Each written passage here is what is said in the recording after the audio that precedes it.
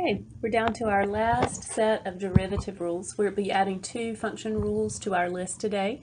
We're talking about the derivatives of exponential functions beyond just e to the x and logarithmic functions today.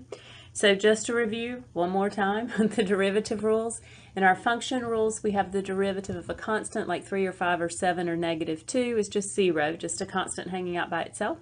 Derivative of a power function x to the n is n times x to the n minus 1. Bring the power down, subtract 1 off the power.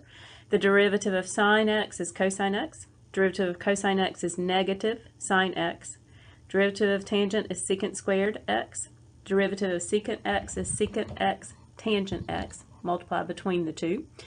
Our operational rules, if we have a numerical coefficient on a function, 3x, 5x squared, 10 cosine x, the coefficient just comes along and then we find the derivative of the function. If we have functions added or subtracted, we just find the derivatives of each one and add or subtract. If we have the product of two functions, so f times g, our derivative is f prime g plus f g prime, or fig e, if you like that. The derivative of a quotient, f divided by g, is fig minus fig e, so f prime g minus f g prime all over g squared. And then finally, from yesterday, the biggie, the chain rule, the derivative of the composition of functions. So we start on do the derivative of the outside, evaluate it at the inside, times the derivative of the inside. And we can do that for as many layers of composition as we have. All right, exponential and logarithmic functions. We knew that the derivative, known for some time now actually, that the derivative of e to the x is e to the x. And then we looked at some problems yesterday actually that involved chain rule in e to the x. So remember that that's true. It's safer to remember the derivative of e to the is e to the and then times the derivative of whatever the power is. The question is this true for any exponential function, an exponential function with any base? For example, if we were to find the derivative of 2 to the x, it's the derivative of 2 to the x just 2 to the x. And here on the side I have graphs of those two. So the blue function is 2 to the x, and the red function is the n deriv. Remember doing that when you were doing your lab. So we can see that the derivatives don't line up exactly. So e must be special somehow in that its derivative lines up exactly on itself. And 2 to the x, the derivative does not line up exactly on itself. And as it turns out, yes, that's true. There is something special about e. The derivative of 2 to the x looks like it has the same shape as 2 to the x. It looks like it's just maybe been compressed a little bit or stretched. 2 to the x is stretched a little bit from the original, so it does definitely look like it's an exponential. It looks like it's an exponential with a bit of a compression.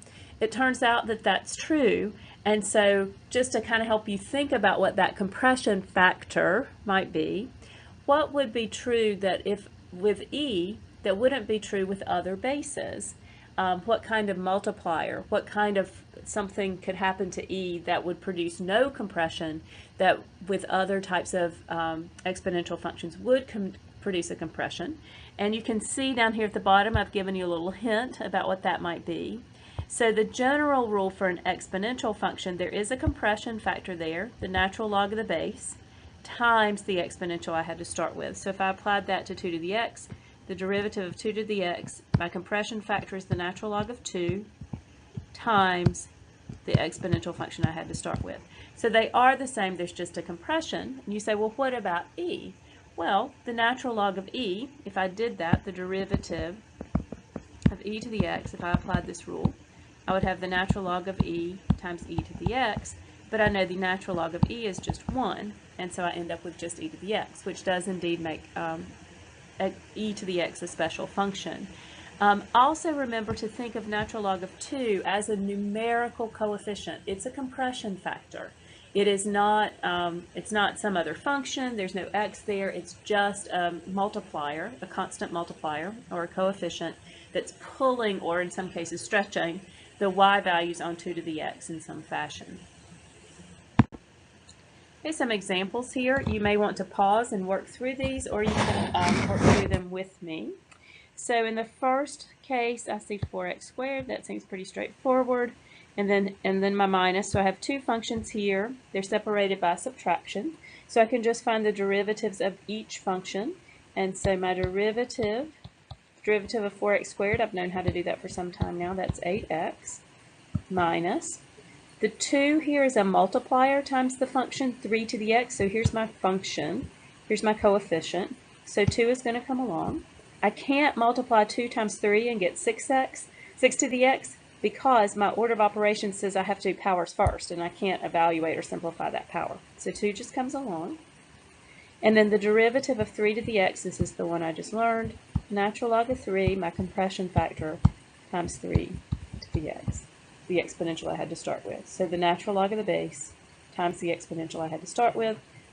There's not much simplifying to be done there. I can't distribute, we might, into anything except a binomial or a trinomial. So I can't like multiply the 2 across that natural log and make that natural log of 6. That's an illegal move on the field. I can't, in fact, take coefficients like that across any kind of function. So I can't, if that were cosine or sine or anything instead of natural log, it has to just stay that way. There's no way to simplify it. Okay, and the second one, there's only one function here. Here's my function, because it involves my variable. E squared is just a number. E, remember, is 2.7. 2.7 squared is just going to be some other number. So the derivative of e squared is 0. The derivative of x to the e, though, okay, I've decided it's a function because there's x there. But then I have to think about what kind of function.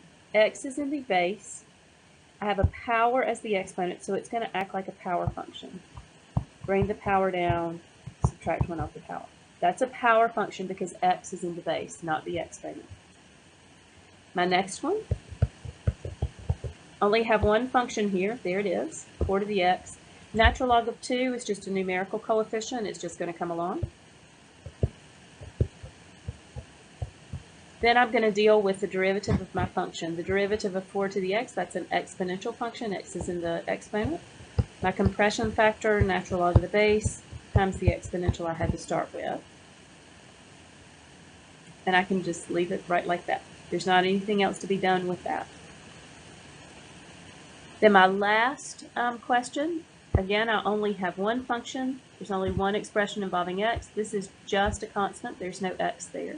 So I get to ignore pi squared. It's kind of nice, and this should be f of x, I believe. That's my variable. So f prime of x, 4 comes along. I think that's positive 4. Then e to a power is e to the power. But then I have a composition. See, I have e to the, and then I have all these other things that have happened to x. So now I need to do my derivative of my inside to the derivative of cosine is negative sine. And I'm done.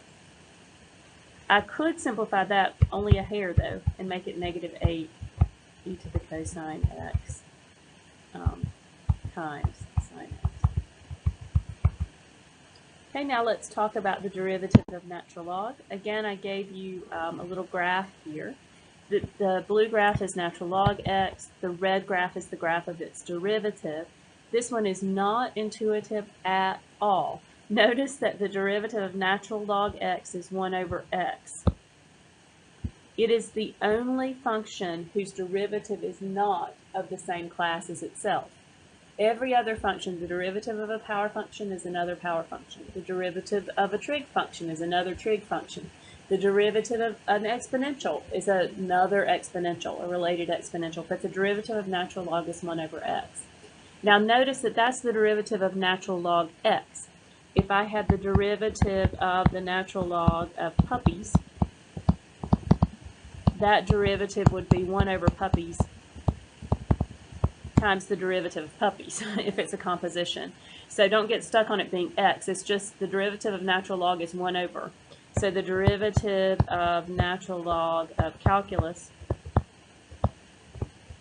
is 1 over calculus times the derivative of calculus, whatever that is. Calculus, helps to be able to spell. The derivative of natural log x squared is going to be 1 over x squared times the derivative of x squared. So make sure that you're thinking of it as ln of something is 1 over something. We can have composition with these.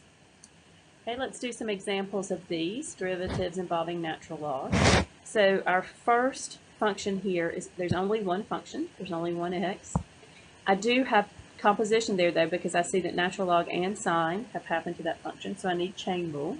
So here I go. Derivative of r prime outside in, the derivative of natural log is 1 over whatever follows, 1 over sine x, times the derivative of sine x, which is cosine x. So that's chain rule, 2 layers, natural log, sine, 2 derivatives. Derivative of natural log is 1 over, so there's my natural log derivative. Derivative of sine is cosine. I did the derivative of natural log as 1 over, and then the inside stayed there, so it's not 1 over x, it's 1 over whatever follows natural log, times the derivative of sine x is cosine x.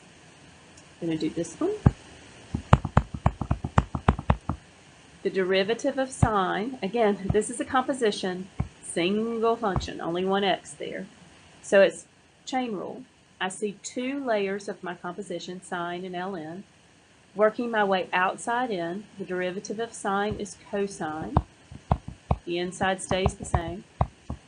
Then I'm going to go back and do my second layer of composition. The derivative of ln x is 1 over x. I have 2 functions, 1, 2. X is there twice, so I have 2 different functions. One of them is the derivative of the outside. The derivative of sine is cosine. The inside's still hanging out there.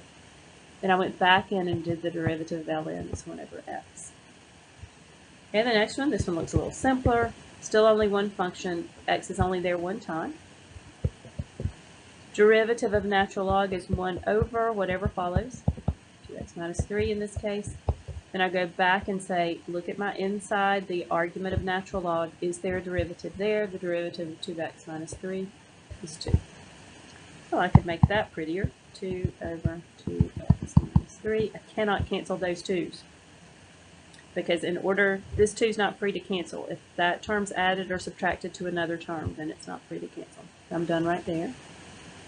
Oh, and the last one, this is a tricky one. I see ln there. But if I look, I only have that function there, I only have one function because I just have t. Then I have to look at the placement of t. T is the base and natural log 5 is an exponent. So that makes this a power function. The variable's in the base, the power is a number. It's a weird looking number, but the natural log of 5 is just a number. So my derivative follows the power function rule. Bring the power down. Subtract 1 off the power. Okay. All right, well that's it for your derivative rules. We'll be practicing exponential functions and log functions in class tomorrow, and then we're coming up on the gateway on Friday.